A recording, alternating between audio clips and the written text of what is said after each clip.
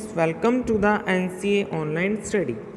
बेटा आज की क्लास में हम आगे की कुछ जनरल एंट्रीज़ के बारे में सीखेंगे। तो देखिए हमारी फर्स्ट एंट्री आज क्या है, गुड्स गिवन एज चैरिटी और गुड्स डोनेटेड। देखिए इसका मतलब क्या है कि कई बार हम चैरिटी करते हैं बिजनेस की तरफ से। चैरिटी का मतलब कुछ दान में देना। तो चैरिटी के बदले कई बार तो हम पैसों में दे देते हैं दान को, कई बार हम अपनी दुकान का कुछ स्टॉक उठाकर मतलब कि गुड्स को उठाकर दान में दे देते हैं, चैरिटी कर देते हैं। तो उस चीज़ की एंट्री क्या होगी, देखिए चैरिटी या डोनेशन अकाउंट डेबिट। जो भी आपको क्वेश्चन में लिखा हो आप वही वर्ड यूज़ करोगे। चैरिटी लिखा है तो चैरिटी, डोनेशन लिखा है तो डोनेशन। चैरिटी का मतलब हमारा एक एक्सपेंस है बेटा ये, इसलिए हमने इसको क्या कर दिया है, डेबिट कर दिया है, चैरिटी अकाउंट डेबिट। अब देखो हमने क्या दिया, गुड्स दिया। गुड्स को जब खरीदा था तो हमने क्या लिखा था, परचेज। तो इट मीन्स हमारी जब उसको क्या किया, परचेज को डेबिट किया क्योंकि बिजनेस में आया।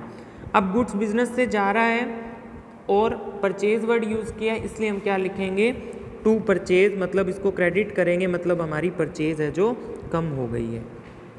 ठीक है, तो इस बात का ध्यान रखोगे। इसके बाद देखो वही चीज़, अगर हम फ्री सैंपल के रूप में हमारे गुड्स के कुछ पैकेट्स बांट दिए तो वही entry free sample account debit to purchase.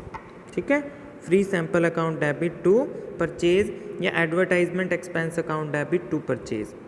ठीक है, जिस भी रूप में हम देंगे, क्वेश्चन में जो भी लिखा होगा। अब देखिए बेटा ये इंपॉर्टेंट एंट्री है। कई बार क्या होता है, हमारी शॉप पर कुछ जो गुड्स हैं वो आग लगने की वजह से डिस्ट्रॉय हो जाता है। कई बार क्या होता है, चोरी हो जाता है गुड्स। तो उसकी एंट्री क्या होगी बेटा, loss by stock, loss of stock by theft या loss of stock by fire. अगर चोरी से हुआ है तो बाय थेफ्ट वर्ड लगाओगे, एनीवेज बाय फायर वर्ड लगाओगे। अब देखो इससे भी हमारी जो गुड्स है वो कम हुआ है, तो क्या लिखा हमने, टू परचेज। तो loss by theft account debit to purchase. जब भी हमें लॉस होगा तो इस सिचुएशन में हमें ये एंट्री करनी है। अब देखो कई बार क्या होता है, कई बार बेटा क्या होता है कि इस लॉस के लिए हम क्या करवा लेते हैं, इंश्योरेंस करवा लेते हैं। क्या करवा लेते हैं, इंश्योरेंस करवा लेते हैं बेटा। जैसे कि हमने इंश्योरेंस करवा रखा था, हमारा जो लॉस हुआ वो कितने के लिए हुआ, मान लो 1000 के लिए हो गया। ठीक है, और इंश्योरेंस कंपनी हमें क्या कह रही है कि आपको 700 रुपये में दे दूंगी, मतलब कि उन्होंने क्लेम को एक्सेप्ट कर लिया, अभी दिए नहीं है, सिर्फ क्लेम को एक्सेप्ट किया है। ठीक है, तो इस सिचुएशन में बेटा आपको क्या करना है, सबसे पहले तो आप क्या करोगे, सबसे पहले आप क्या करोगे, इसके अंदर आपने ये एंट्री कर दी 1000 की। कितने की कर दी, 1000 की। उसके बाद देखिए इंश्योरेंस कंपनी ने आपके कितने एक्सेप्ट कर लिए हैं, 700, मान लो फुल एक्सेप्ट कर लिए। इंश्योरेंस कंपनी कह रही है कि इंश्योरेंस कंपनी ने पूरे के पूरे 1000 वो दे देगी, तो आप 1000 किस में डाल दोगे, इंश्योरेंस कंपनी में।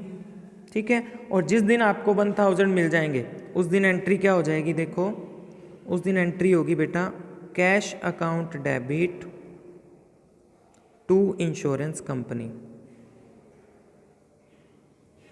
ठीक है, कितने से, 1000 से।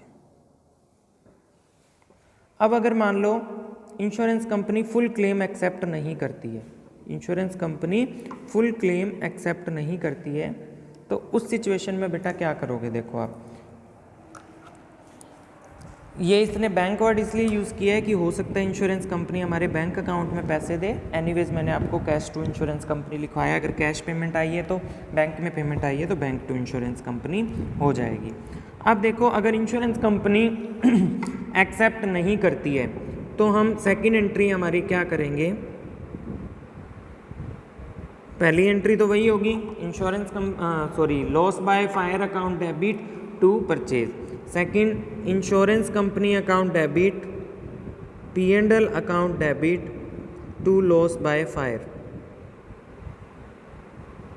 सेकंड एंट्री ये हो जाएगी, इंश्योरेंस कंपनी में जाएंगे 700, लॉस इसमें जाएंगे 300 और इसमें जाएंगे 1000। अब इसका मतलब क्या है बेटा, देखिए 700 हमें इंश्योरेंस कंपनी से मिल जाएंगे और लॉस जो हमारा हुआ था 1000 का हुआ था, तो हम 300 रुपये एक प्रॉफिट एंड लॉस अकाउंट होता है बेटा, जिसके बारे में आप आगे चलकर जानोगे।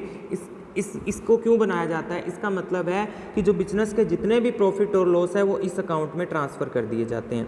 तो हमें 300 रुपये इंश्योरेंस कंपनी से नहीं मिले, इसका मतलब हमें 300 रुपये का क्या हो गया, नुकसान हो गया, इसलिए हमने इसको प्रॉफिट एंड लॉस अकाउंट में डाल दिया। उसके बाद जब हमें इंश्योरेंस कंपनी से पैसे मिल जाएंगे, हम क्या एंट्री कर देंगे, bank account debit to insurance company, कितने 700, ठीक है। तो इस तरीके से बेटा आपको एंट्री करनी है। अब देखो आप कहोगे कि सर ये एंट्री कैसी हुई है, तो बेटा ये एंट्री इन तीनों एंट्री को मिक्स करके बनाई हुई है, ठीक है। तीनों एंट्री को मिक्स करके बनाई हुई है, तीनों एंट्री को मिक्स कर दिया है इस एंट्री में, ठीक है। तो या तो आप वो 3 कर दो या ये 1 कर दो, एक ही बात है, ठीक है। चलो नेक्स्ट चलते हैं, ड्राइंग्स। अगर बेटा ड्राइंग्स कैश में की जाती है, ड्राइंग्स तो आप सब जानते हो क्या होती है, ड्राइंग्स होती है जो बिजनेसमैन अपने पर्सनल यूज़ के लिए बिजनेस से पैसा विड्रॉल करके ले जाता है, वो ड्राइंग्स होती है। तो ड्राइंग्स इन कैश का मतलब वो ड्राइंग्स किस में करके लेके गया है, कैश में करके लेके गया है। ड्राइंग्स टू परचेज का मतलब अगर वो गुड्स में करके लेके गया है। तो ये सिंपल सी एंट्री है, ये भी आप सीख लोगे। इसके बाद देखो फिक्स असेट से रिलेटेड एंट्री आज हम सीखते हैं। फिक्स असेट्स मतलब कि बिजनेस में कोई भी असेट्स को परचेज करना, ऐसी असेट्स जिसको हम लॉन्ग टाइम तक यूज़ करने वाले हैं। तो अगर हमने वो असेट्स को क्या किया है, कैश में परचेज किया है, तो fix assets account debit to cash, और अगर क्रेडिट बेस पे किया है, उधार किया है, तो टू सप्लायर का नाम आ जाएगा, श्याम लिमिटेड, राम लिमिटेड, जिससे भी हमने ख़रीदा है। उसके बाद बेटा अगर हम इस असेट्स को कभी बेचते हैं, तो अगर हम बेचेंगे, अगर हमने कैश में बेचा है तो cash account debit to fix assets, अगर उधार बेचा है तो परचेजर का नाम टू फिक्स असेट्स, और बेचने पर अगर हमें प्रॉफिट हुआ है तो profit on sale of fix assets, अगर लॉस हुआ है तो loss on sale of fix assets. तो इस तरीके से ये एंट्री हमें करनी है। ये सभी चीज़ इसके अंदर दे दी है, या तो बेटा गेन होगा या लॉस होगा, तो इन दोनों में से एक ही चीज़ आएगी, इस बात का आप ध्यान रखोगे, ठीक है। तो इस तरीके से आपको ये फिक्स असेट से रिलेटेड एंट्रीज़ को अपनी नोटबुक में करना है। इसके बाद बेटा देखिए हम एडजस्टमेंट एंट्रीज़ के बारे में सीखेंगे। एडजस्टमेंट एंट्री क्या होती है, एडजस्टमेंट एंट्री का मतलब है कि हम हमारी बुक्स मेंटेन करते हैं। आपको पता है डबल एंट्री सिस्टम के अकॉर्डिंग हम सबसे पहले जर्नल बनाना सीख रहे हैं। Journal is the primary entry book होती है एक, जर्नल के अंदर हम प्राइमरी एंट्री करते हैं, सबसे पहले ट्रांजैक्शंस को रिकॉर्ड करते हैं। तो ये जो अकाउंटिंग प्रोसेस है बेटा, जहाँ जाकर एंड होती है, जहाँ जाकर एंड होती है उस दिन हम क्या बनाते हैं, फाइनल अकाउंट्स बनाते हैं।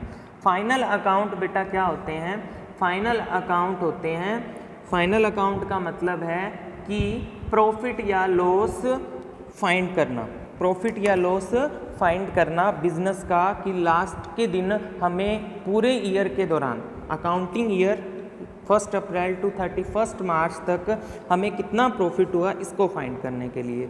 तो बेटा वो जो लास्ट दिन जो हम अकाउंट्स प्रिपेयर करते हैं, उस दिन हम कुछ एडजस्टमेंट एंट्रीज करते हैं, जिसके बारे में आज हम सीखेंगे। तो देखो फर्स्ट एडजस्टमेंट एंट्री है जो कि रिलेटेड है क्लोजिंग स्टॉक के लिए। किससे रिलेटेड है, क्लोजिंग स्टॉक से रिलेटेड है। तो क्लोजिंग स्टॉक के लिए बेटा क्या एंट्री होती है, क्लोजिंग स्टॉक को ट्रेडिंग अकाउंट में ट्रांसफ़र कर दिया जाता है, closing stock account debit to trading account, ठीक है।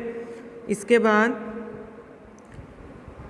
Outstanding expense. आउटस्टैंडिंग एक्सपेंस क्या होते हैं बेटा, आउटस्टैंडिंग एक्सपेंस का मतलब है ऐसे एक्सपेंस जैसे कि हमने किसी को सैलरी पे करनी थी, हमारे एम्प्लॉयज़ को सैलरी पे करनी थी, ठीक है। तो हमने जो सैलरी पे करनी थी वो 55,000 मान लो हमने पे की, और पे हमें करनी थी 60,000। तो इसका मतलब साल के लास्ट के दिन हमने अभी भी 5,000 रुपीज़ पेंडिंग है, मतलब कि बकाया है। आउटस्टैंडिंग का मतलब होता है बकाया। तो हमारे जो एक्सपेंस जो कि हमें पे करने थे लेकिन अभी हमने पे नहीं किए, तो उसको हम डाल देते हैं आउटस्टैंडिंग एक्सपेंस अकाउंट में। उसके लिए एंट्री होगी expense account debit to outstanding expense. अगर हमारे पास एक्सपेंस का नाम है तो वेजेस टू आउटस्टैंडिंग वेजेस। जैसे यहाँ पर हमारे पास एक्सपेंस का नाम था वेजेस, तो हमने डाल दिया wages to outstanding wages account. तो इस तरीके से आपको आउटस्टैंडिंग एक्सपेंस से रिलेटेड एंट्री करनी है, ठीक है। तो आगे की कुछ एंट्रियाँ हम हमारी नेक्स्ट क्लास में सीखेंगे। Thank you students, have a nice